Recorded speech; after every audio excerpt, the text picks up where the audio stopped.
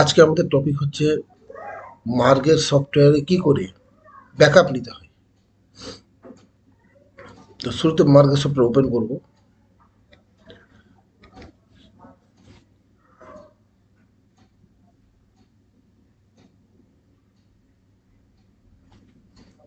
Enter করে সফটওয়্যারের মধ্যে ঢুকে যাব। এখন ব্যাকআপ নেওয়ার প্রসেস কি? ব্যাকআপ নেওয়ার জন্য এক্সিটে ক্লিক করতে হবে, এই যে এক্সিট, অথবা কিবোর্ডে কন্ট্রোল চেপে থেকে এক্স চাপতে হবে, যেটা আপনার সুবিধা। আমি এখানে এক্সিটে ক্লিক করলাম, লিস্ট অফ কোম্পানিজে আমার কোম্পানির নাম আসলো। একবার এন্টার করব,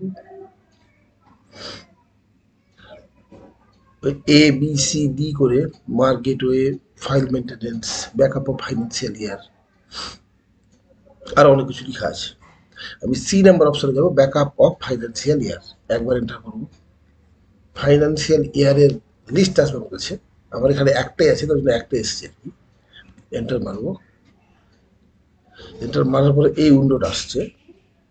এই উইন্ডোটাতে আমাকে ডাইরেক্টরি আমি কোথায় সেভ করতে চাই সেটা চুজ করব। আমি এখানে ই ড্রাইভ চুজ করছি। ই ড্রাইভে ক্লিক করে নিউ ফোল্ডারে যাব।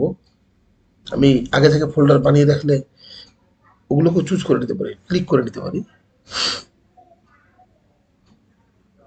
যে ফোল্ডারে গিয়ে আমি এক্স এক্স কোনো নাম দিলাম, কোনো একটা নাম দিলাম, ওকে করব।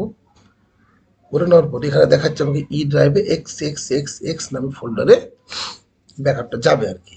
চেঞ্জ করার দরকার পড়লে F10 কি প্রেস করে চেঞ্জও করতে পারি। এখন আমার চেঞ্জের দরকার নেই, ন্যাচারালি এন্টার মারবো, আবার এন্টার মারবো, আবার এন্টার মারবো, কন্টিনিউ।